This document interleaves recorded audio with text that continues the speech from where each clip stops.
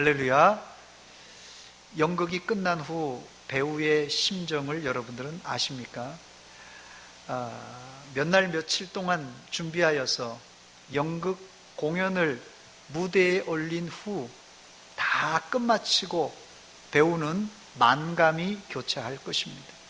그 중에 대표적인 감정이 허탈감일 것 같아요.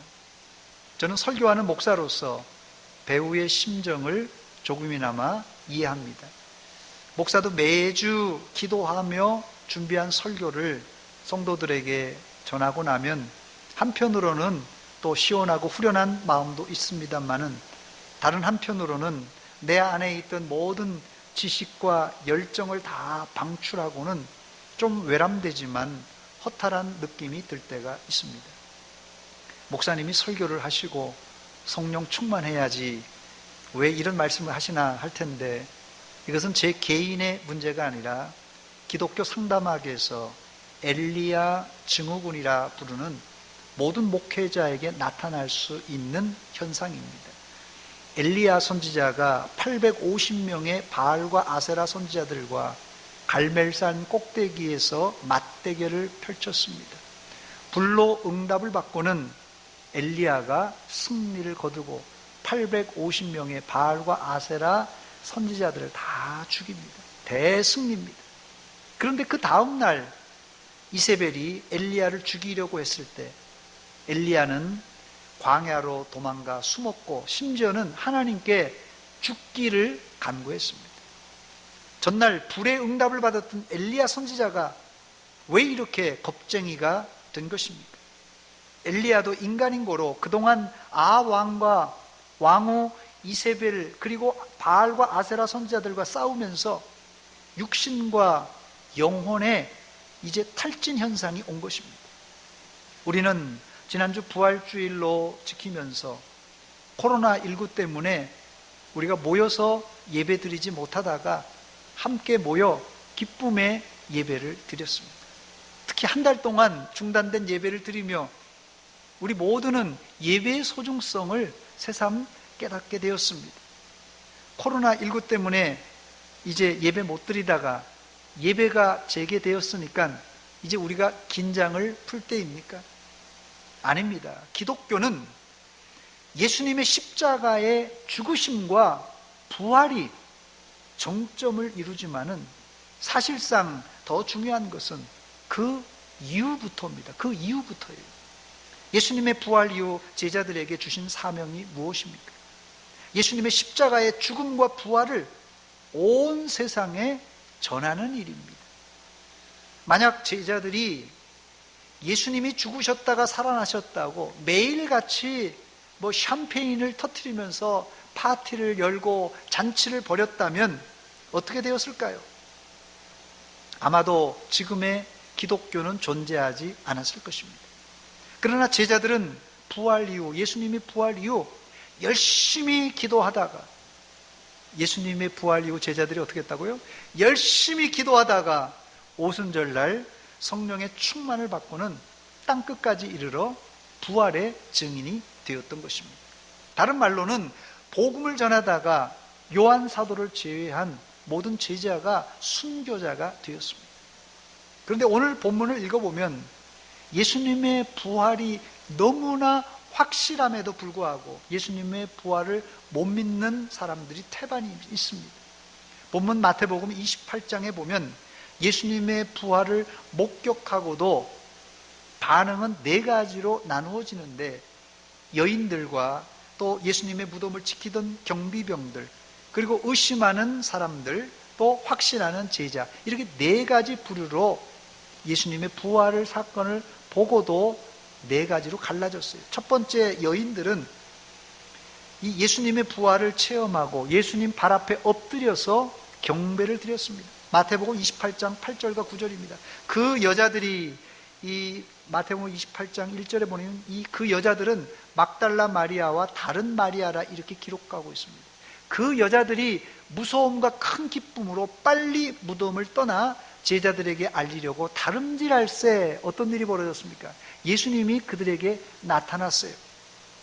그래서 예수님께서 그들을 만나 이르시되 평안하냐 이렇게 말하니까 여자들이 나아가서 그 발을 붙잡고 경배했다고 말합니다. 경배했다. 그렇습니다. 무서움과 큰 기쁨의 마음으로 부활하신 예수님께 경배 드리는 것은 정상적인 성도라면 해야만 하는 의무입니다. 첫 번째, 여인들은 부활하신 예수님의 발 앞에 엎드려 경배를 드렸습니다. 두 번째는 예수님의 무덤을 지키던 경비병들입니다. 이 경비병들은 이 대제사장들에게 돈을 받고는 예수님의 부활을 은폐했던 사람들입니다. 본문 11절과 13절, 15절입니다. 여자들이 갈 때 경비병 중 몇이 성에 들어가 모든 된 일을 제사장들에게 알리니 그들이 장로들과 함께 모여 의논하고 군인들에게 돈을 많이 주며 15절입니다.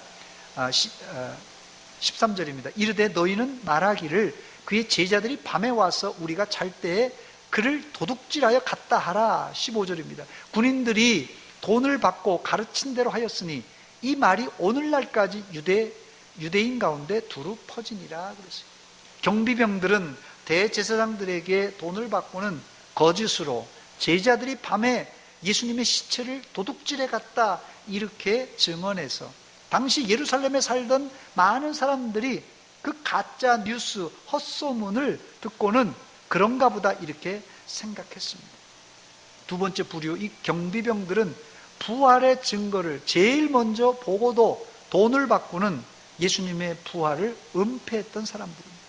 세 번째 부류는 예수님의 부활을 보고도 의심하는 사람들이 있었습니다. 본문 16절과 17절입니다. 11 제자가 갈릴리에 가서 예수께서 지시한 산에 이르러 예수를 배웠고 경배하나 예수를 지금 보고 경배하는 거예요. 그런데 아직도 의심하는 사람들이 있었다고 말합니다.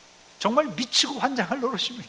증거를 딱 갖다 대고 눈으로 보여주는데도 못 믿겠다는 사람 어떻게 하겠습니까? 정말 대책이 없는 사람이에요. 마지막 네 번째 사람은 뒤늦었지만 예수님의 부활을 믿는 사람들입니다. 처음엔 당황되어서 제자들이 다 도망갔지만은 나중에는 예수님의 부활이 확인되자 회개하고 돌아와서 부활의 증인들이 된 사람들, 이 제자들입니다. 오늘 저는 이 부활 이후에 무엇을 이라는 설교 제목을 잡았는데 예수님은 부활 이후 제자들에게 뭘 하라고 명하셨습니까? 예수님은 자신의 부활을 확신하는 사람들에게 사명을 부여해 주셨습니다. 부활의 증인이 되라는 사명을 주셨습니다. 본문 18절로 20절입니다. 예수께서 나와 말씀하여 이르시되 하늘과 땅의 모든 권세를 내게 주셨으니 그러므로 너희는 가서 모든 민족을 제자로 삼아 아버지와 아들과 성령의 이름으로 세례를 베풀고 내가 너희에게 분부한 모든 것을 가르쳐 지키게 하라. 볼지어다 내가 세상 끝날까지 너희와 항상 함께 있으리라 하시니라. 아멘. 여기서 우리는 부활 이후에 우리가 무엇을 해야 할 것인가를 알게 되는데 예수님의 부활 이후 제자들이 했던 것처럼 우리도 주님의 부활의 증인이 되어야 될 것입니다. 첫 번째, 그러기 위해서 우리는 예수님의 이 주권을 믿어야만 합니다. 본문 18절입니다. 예수께서 나와 말씀하여 이르시되 하늘과 땅의 모든 권세를 내게 주셨으니 하늘과 땅의 모든 권세라고 말씀합니다. 이 말은 온 우주의 주권을 예수님이 가지고 계시다는 말이에요. 물론 예수님은 창세 전부터 하늘과 땅의 모든 주권을, 권세를 가지고 계신 분입니다. 그러나 십자가와 부활 이후 예수님은 자신의 주권을 이 만방에 알리면서 만왕의 왕, 만주의 주로 우뚝 서셨습니다. 그러므로 우리가 주님의 부활의 증인이 되려면 주님의 주권을 믿고 주님이 주시는 권위를 가지고 세상으로 나아가야 할 것입니다. 부활의 증인은 자신의 지식과 능력보다는 하늘과 땅의 권세를 가지신 예수님의 권세를 가지고 나가야만 합니다. 길거리에서 이 범칙금을 매기는 이 교통순경이 비록 내 아들보다도 더 나이가 어리지만 그 지시를 받아야만 되는 이유가 있는데, 그 이유는 교통순경이 무서워서가 아니라 교통순경을 임명한 대통령과 또 이 나라의 권위를 인정하기 때문에 우리가 교통순경에, 내 자식보다도 더 어린 교통순경의 지시를 따르는 것입니다. 교회의 직분도 마찬가지입니다. 교회 안에 목사, 장로, 권사, 집사, 이 직분을 세상 사람들이 인정해 줍니까? 내가 교회 집사라고, 내가 교회 권사라고, 장로라고 세상 사람들이 인정해 줍니까? 안 알아줘요. 그러나 우리가 교회 안에 직분자를 존경하고 그 지시를 따르는 이유는 다른 이유가 아니에요. 하나님께서 그들에게 직분을 주시고 그들에게 권한을 위임해 주셨기 때문에 그렇습니다. 그러므로 여러분들은 복음을 전하러 나가서 누구를 만나든지 애들 말로 쫄 필요가 없습니다. 당당하게 주님의 이름, 하늘과 땅의 권세를 가지신 주님의 권위를 가지고 나가시기 바랍니다. 나는 비록 약하나 주 예수는 강하다. 어려울 때 도우시니 날마다 가까이 걷겠네. 할렐루야! 우리는 비록 약하지만은 주 예수는 강합니다. 하늘과 땅의 권세를 가지신 주님이 강해요. 그렇기 때문에 우리가 염려할 필요가 없습니다. 부활하신 주님은 하늘과 땅의 모든 권세를 가지신 전능하신 하나님이시에요. 그 능력을 의지하고 날마다 승리하시기를 주의 이름으로 축원합니다. 두 번째, 부활 이후 예수님은 자신의 제자를 계속해서 재생산해 내라고 하셨습니다. 본문 19절과 20절입니다. 그러므로 너희는 가서 모든 민족을 제자로 삼아 아버지와 아들과 성령의 이름으로 세례를 베풀고 내가 너희에게 분부한 모든 것을 가르쳐 지키게 하라 그러셨어요. 여기 우리말에는 동사가 4개나 보이는데 가서, 제자로 삼아, 세례를 베풀고 가르쳐 지키게 하라, 이 4가지 동사처럼 보이는데 원어를 들여다보니까 3가지는 분사 형태로 쓰여졌고 주동사는 1가지입니다. 제자를 삼으라라는 단어입니다. 즉 너희는 모든 민족을 제자로 삼기 위해서 어떻게 해요? 가서 세례를 주고 가르쳐 지키게 하라, 이란 말씀이에요. 이제까지 예수님 제자의 활동 반경은 이스라엘과 고작해야 이스라엘 주변 그 나라들이었어요.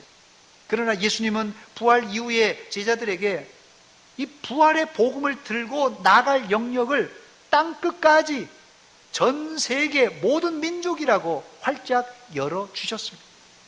우리가 구약 요나서를 보면 구약 이 요나서의 선지자의, 요나 선지자의 마음은 이방 니느웨에 가서 회개하라고 외쳤지만 정작 니느웨 사람들이 회개하고 돌아오는 것을 탐탁하게 생각하지 않았던 일종의 국수주의자입니다. 우리 이스라엘만 구원받아야 되겠다는 이 국수주의자예요.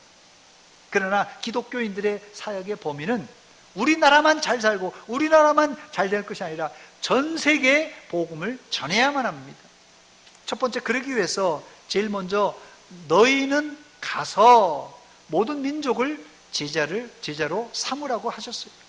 이제까지 많은 선교사가 100여 년 전에 미국과 전 세계에서 한국으로 왔어요. 그들의 나라를 떠나서 가서 우리 민족으로 왔습니다.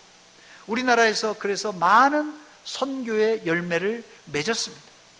서양에서 중국으로, 일본으로, 아시아로 와서 지금 전 세계가 이렇게 복음을 들을 수 있었던 것입니다. 그러나 아직도 예수의 옛자도 모르는 복음이 전달되지 않은 미전도 종족이 아직도 많이 남아 있습니다.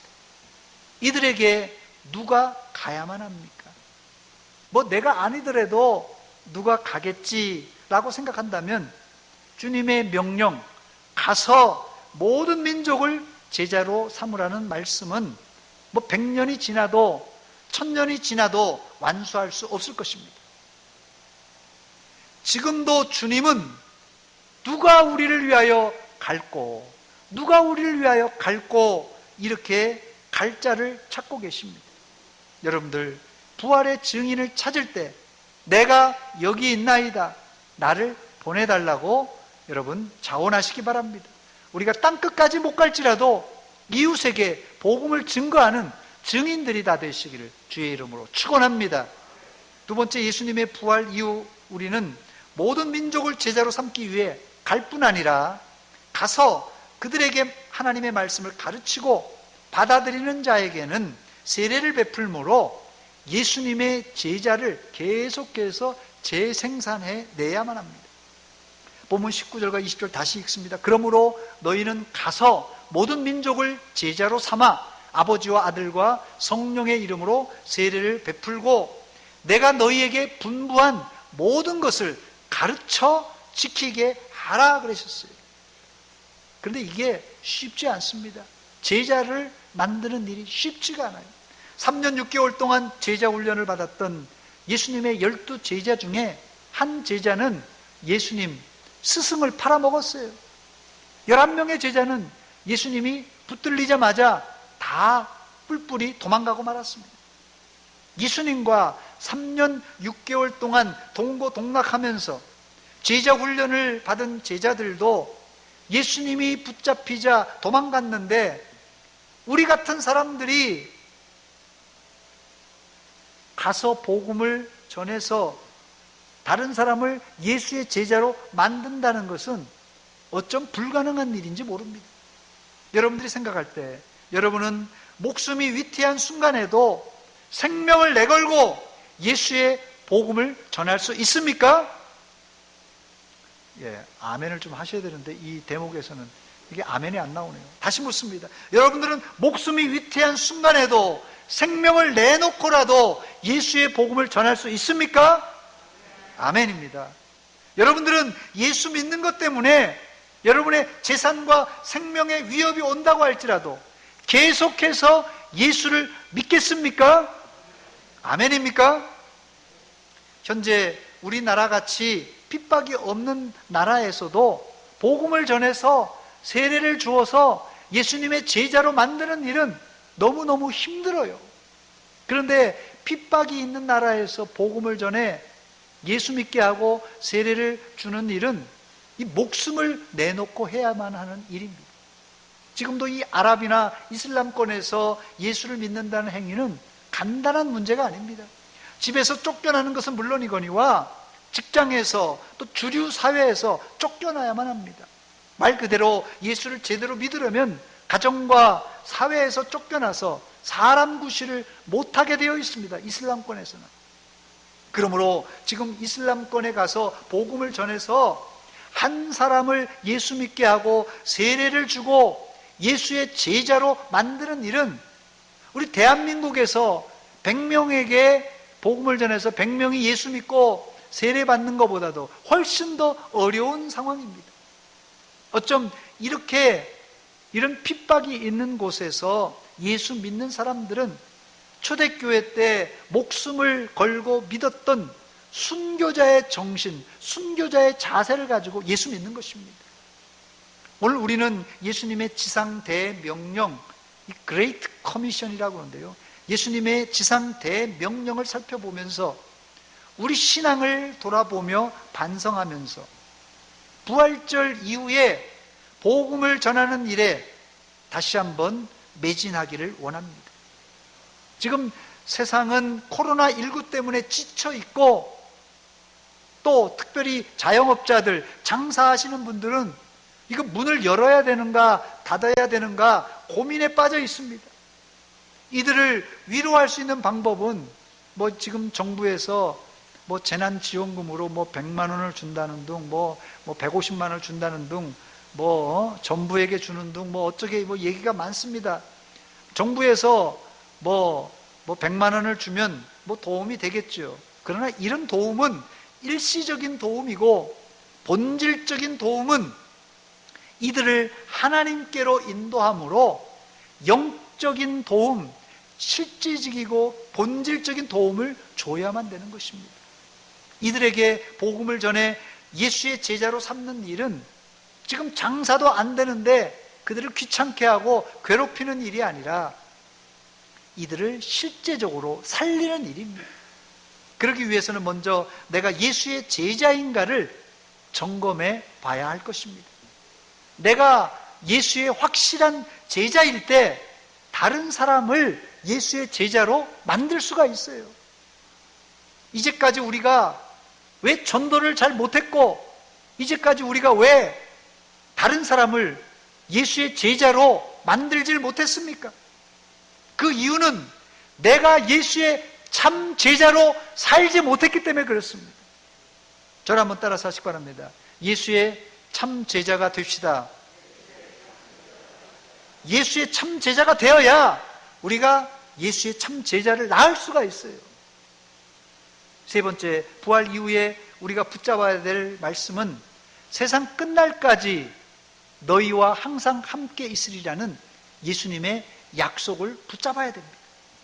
20절 하반절에 보니까 볼지어다 내가 세상 끝날까지 너희와 항상 함께 있으리라 그랬어요. 이 말씀이 우리 시대에도 중요하지만 당시 예수님의 제자들에게는 엄청 중요한 말씀이었어요. 구약 역사에서 이미 이스라엘은 하나님의 영광이 떠난, 이것을 이가봇이라고 그러는데요, 하나님의 영광이 떠난 이가봇을 여러 번 체험했습니다.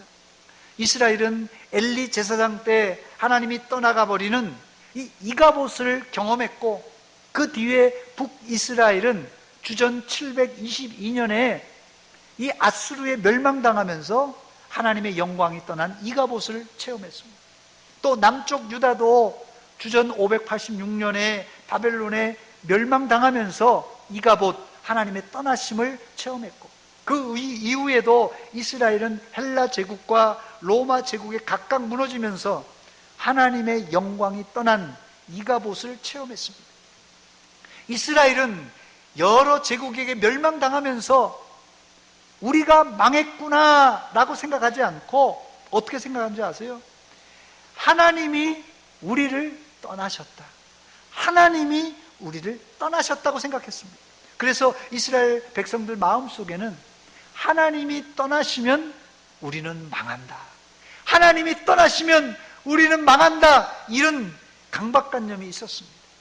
즉 이스라엘은 아수르를 필두로 바벨론과 헬라, 로마 제국에 의해서 짓밟히면서 하나님이 자신들을 버리셨다 이렇게 생각했어요. 하나님이 우리를 버리셨구나.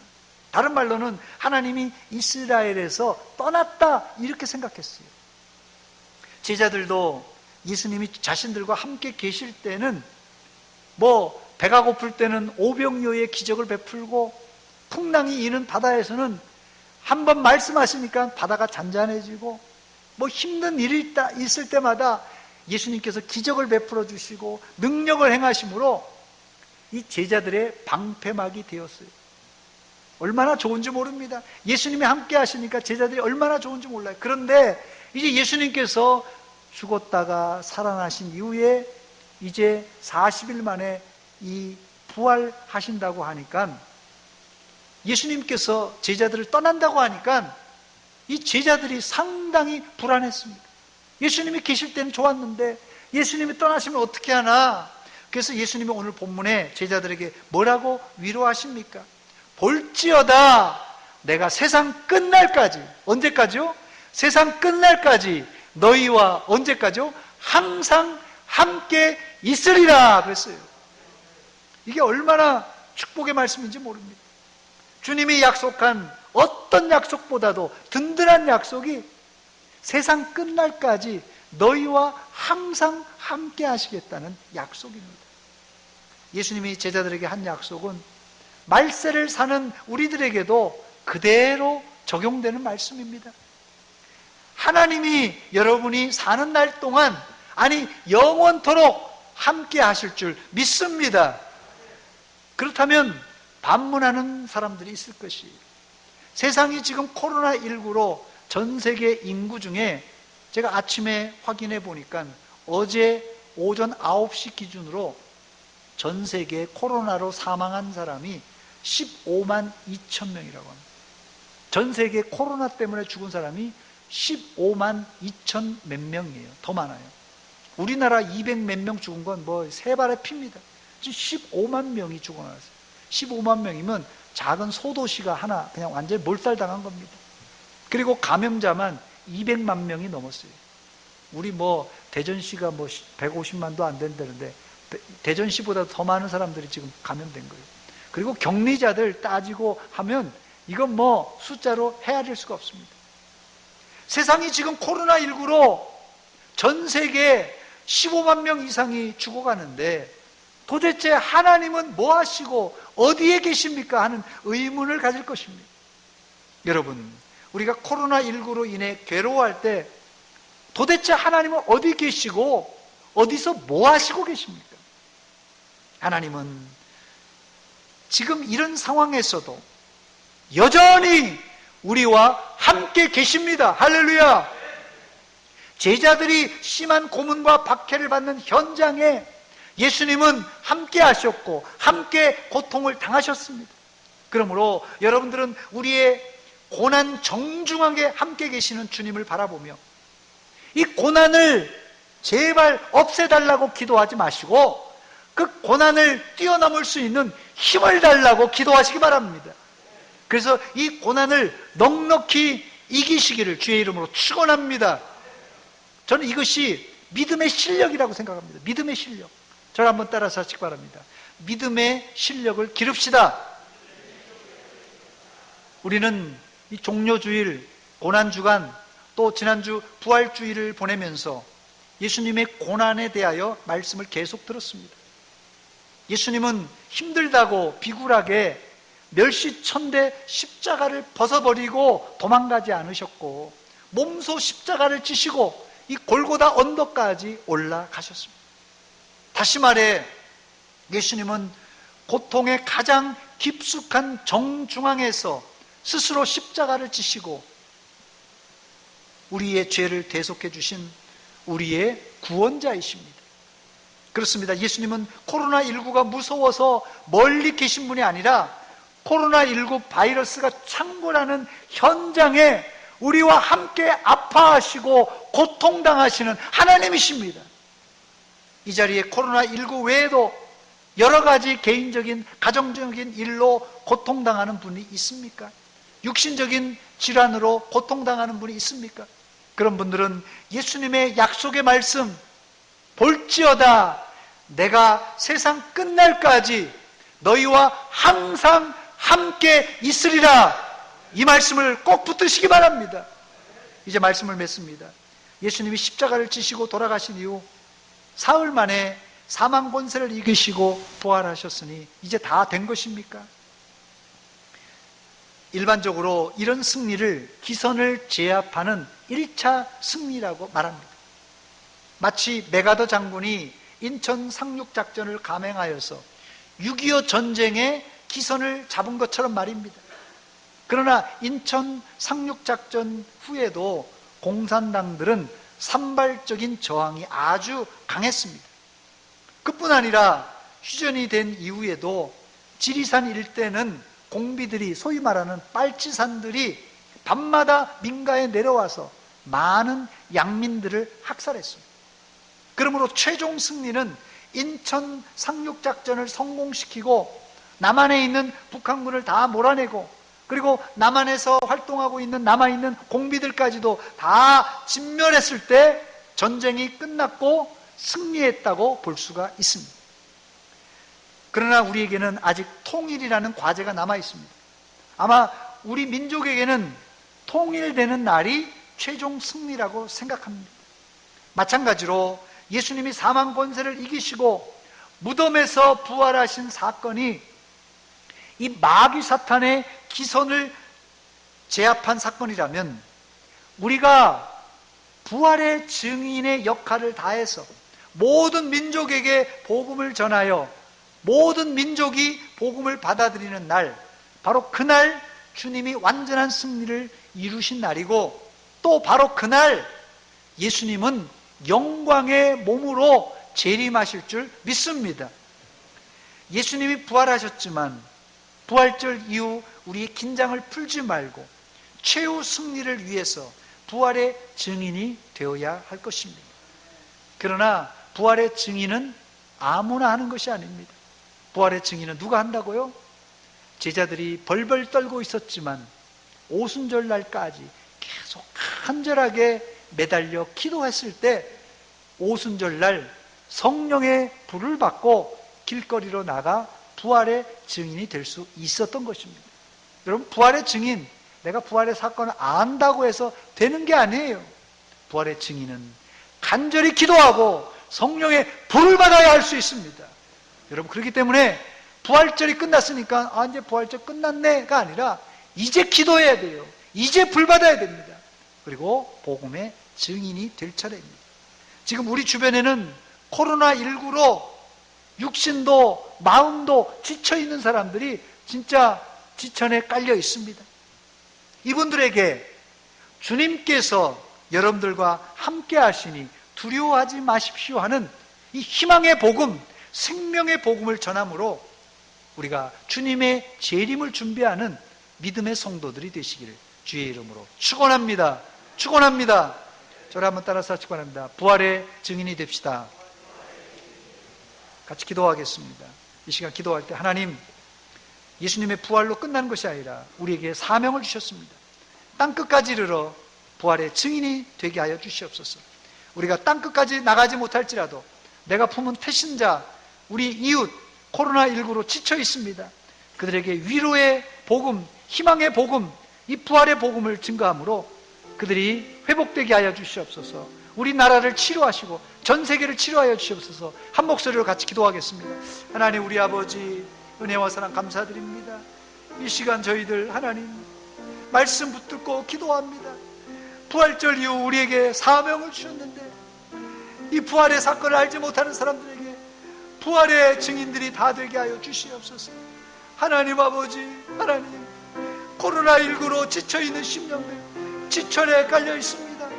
저들을 위로하여 주시고 저들을 하나님 아버지 이렇게 세워주시사 다시 하나님이여 회복되게 하여 주시옵고 다시 정상으로 회복되는 역사가 있게 하여 주시옵소서. 하나님 아버지, 우리가 이제까지 부활의 증인이 되지 못했는데 참 제자로서 증인의 삶을 살게 하여 주시옵소서. 감사합니다.